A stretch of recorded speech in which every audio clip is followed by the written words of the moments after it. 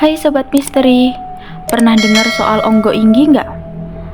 Kalau kamu tinggal di sekitar Solo, khususnya dekat Sungai Bengawan Solo, pasti udah nggak asing sama hantu yang satu ini.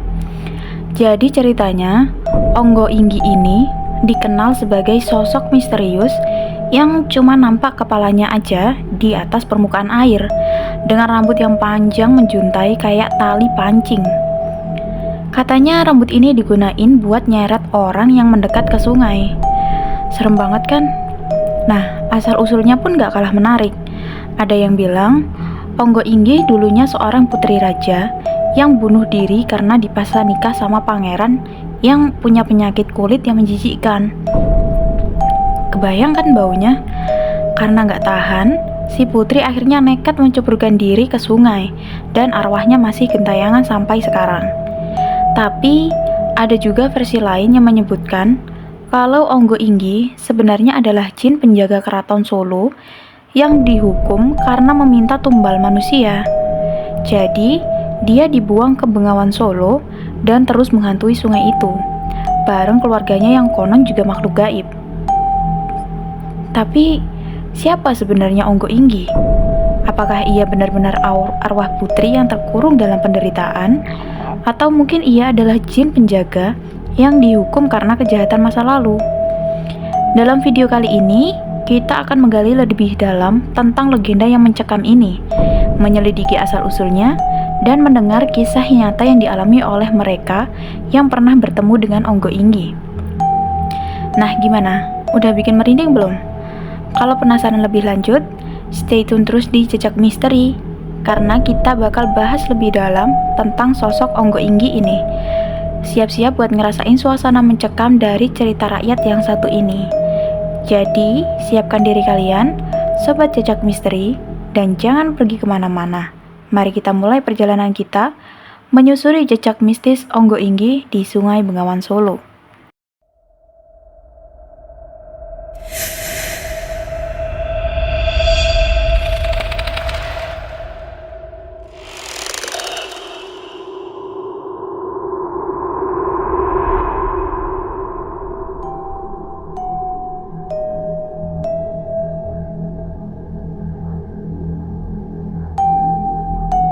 Masyarakat Solo, atau khususnya yang tinggal di bantaran Sungai Bengawan Solo, pasti sudah tidak asing mendengar tentang sosok hantu ini.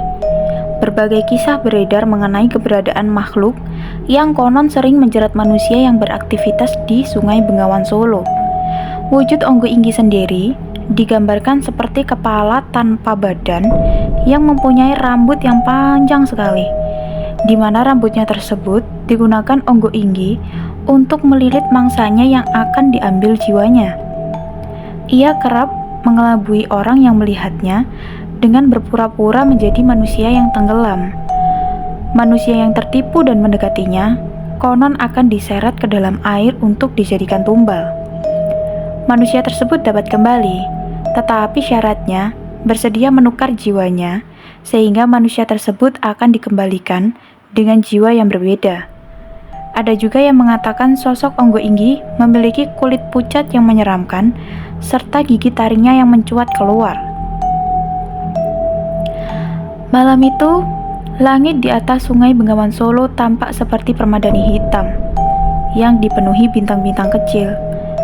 Namun, sinar bulan malam itu tak sepenuhnya mampu menerangi aliran sungai yang tenang namun penuh misteri.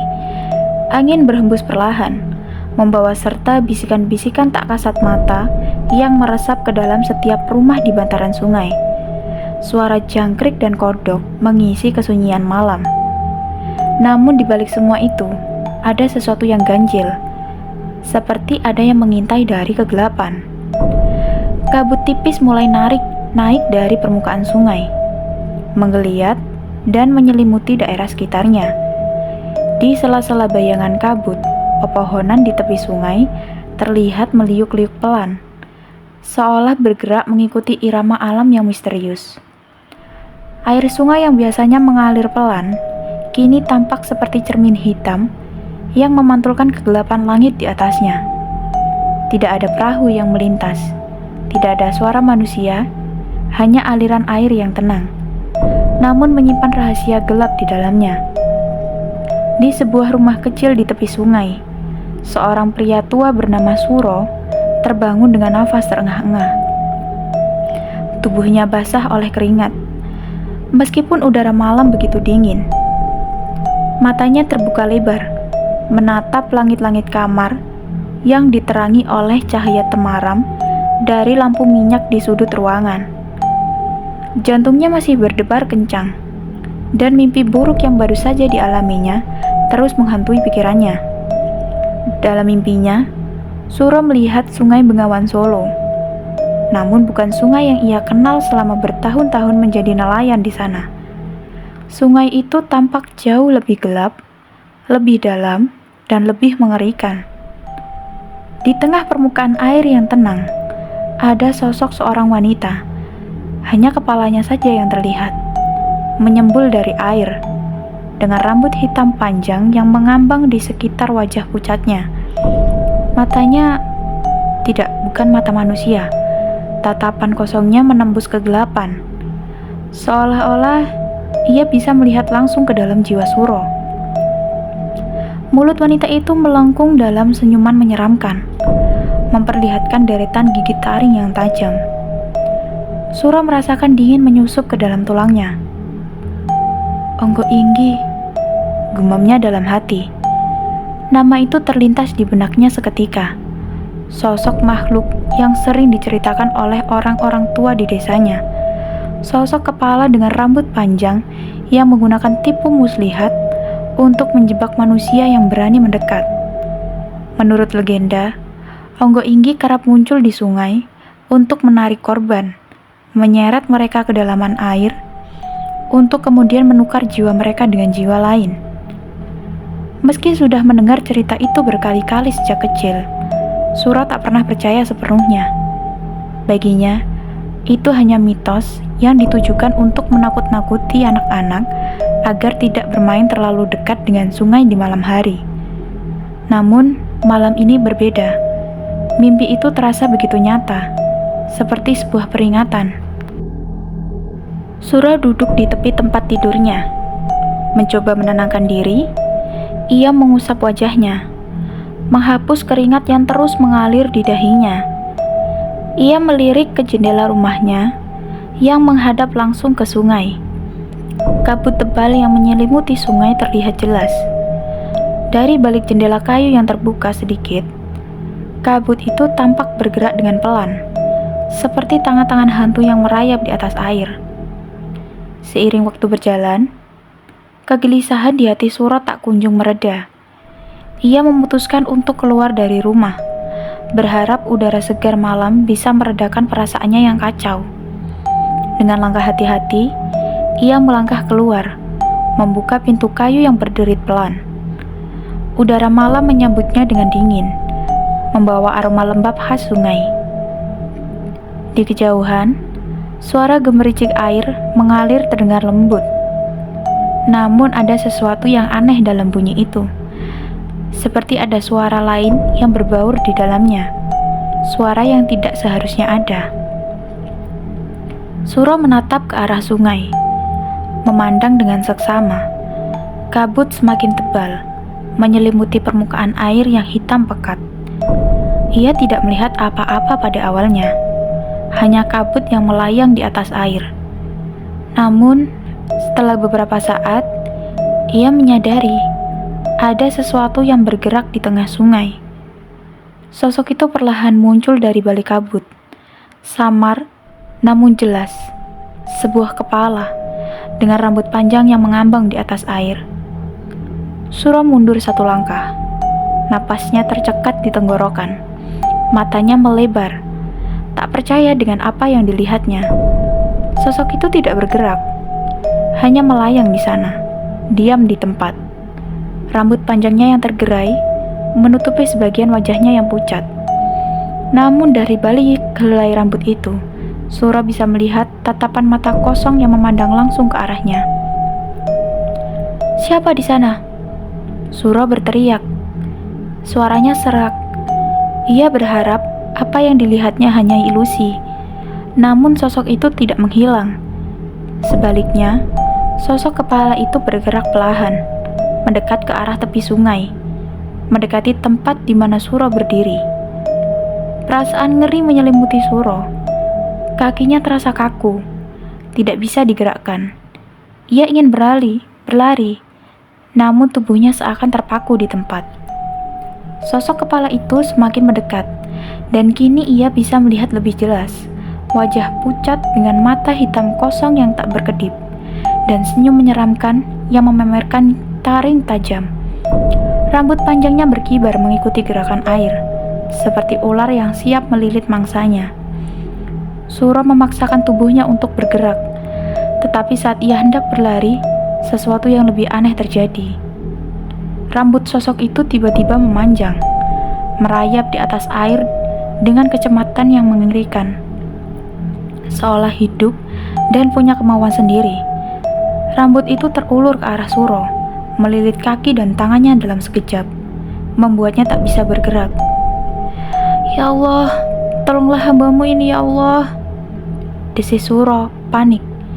Ia berusaha melepaskan diri, tetapi semakin ia melawan, semakin erat lilitan rambut itu mencengkeram tubuhnya.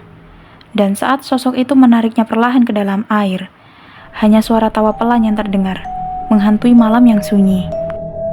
Suara gemericik air kini berubah menjadi bisikan halus, memanggil, memohon agar seseorang datang menolong.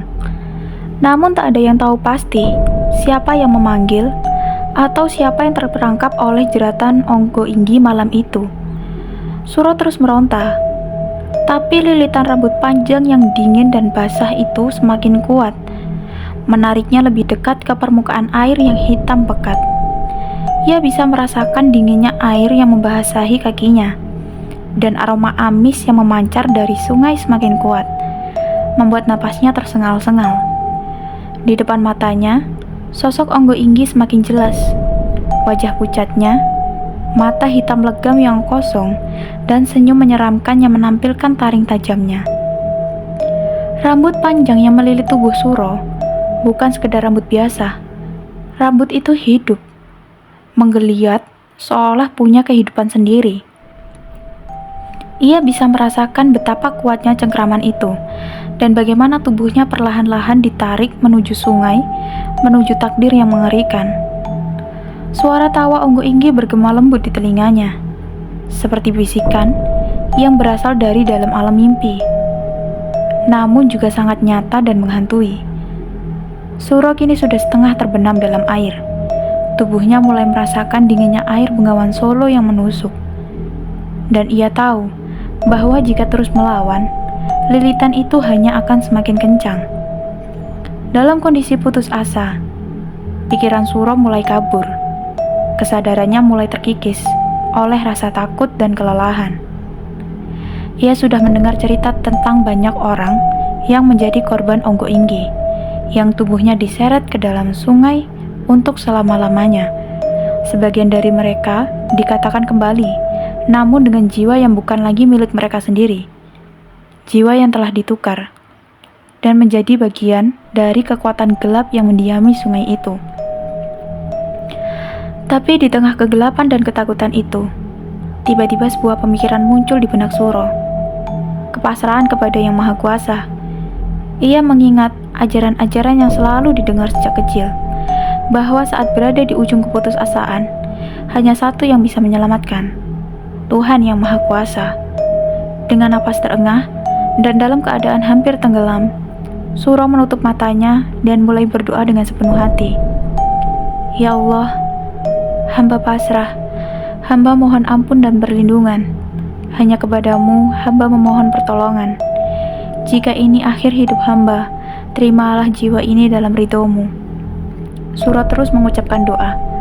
Suaranya serak, hampir tertelan oleh suara air sungai dan jeritan angin malam. Ia sudah tidak lagi melawan, dan tubuhnya menyerah sepenuhnya pada kehendak Yang Maha Kuasa. Dalam hatinya, Suro menyerahkan segala ketakutan dan harapan. Ia pasrah, sepenuhnya ikhlas apapun yang akan terjadi pada dirinya. Anehnya, saat doa itu terus mengalir dari bibir Suro, ia merasakan sesuatu yang berbeda. Lilitan rambut yang tadi begitu kuat dan mencekam mulai longgar, seolah-olah kehilangan kekuatannya. Rambut-rambut itu yang sebelumnya meronta-ronta menarik tubuhnya, kini mulai melemah, perlahan-lahan terlepas dari tangan dan kakinya. Suro masih setengah terbenam dalam air, tapi ia kini bisa merasakan bahwa cengkraman itu tidak lagi seperti sebelumnya. Onggo Inggi yang sejak awal hanya menatap Suro dengan tatapan kosong dan senyum mengerikan, kini terlihat berbeda. Tatapan hitamnya yang tadinya dingin dan tak berjiwa tampak memudar, seperti ada sesuatu yang mengganggu. Sosok itu tetap berada di sana, namun gerakannya melambat, dan rambut panjangnya yang tadinya aktif menarik Suro, kini jatuh terkulai di permukaan air. Suro terus berdoa. Hatinya kini dipenuhi rasa tenang yang tak pernah ia rasakan sebelumnya. Ia membuka matanya perlahan dan melihat bahwa sosok Onggo Inggi mulai mundur, perlahan-lahan tenggelam kembali ke dalam air.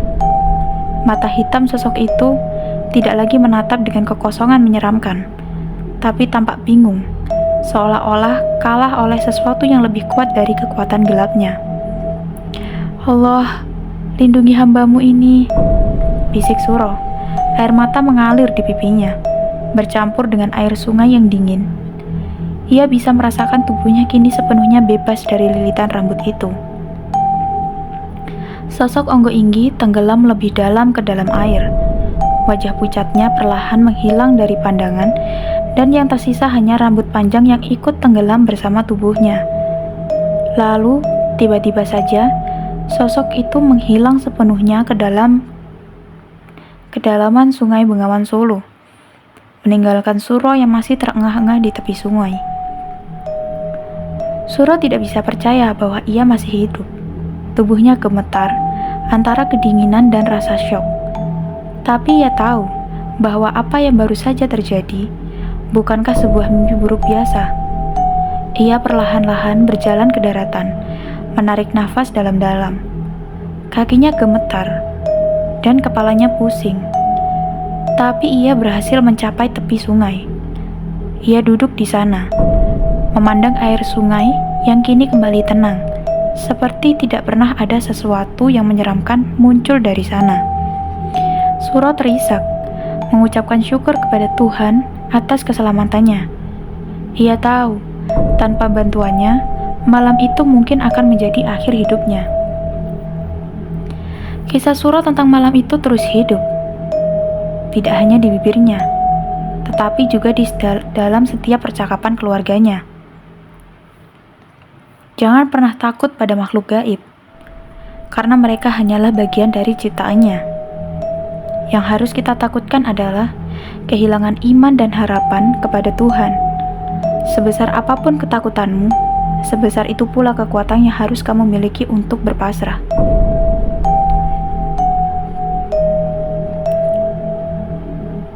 Suro masih sering duduk di tepi sungai. Meski usianya kini sudah sangat tua, ia melihat Bengawan Solo dengan rasa hormat. Mengetahui bahwa di balik ketenangan airnya, ada kekuatan lain yang tak terlihat. Namun ia juga tahu bahwa tidak ada kekuatan di dunia ini yang lebih besar dari kekuatan Tuhan. Dan hingga akhir hidupnya, Suro selalu mengingat malam itu. Malam di mana ia hampir diambil oleh kegelapan, namun diselamatkan oleh kekuatan yang lebih tinggi. Kekuatan yang tak kasat mata, namun selalu ada untuk mereka yang berpasrah.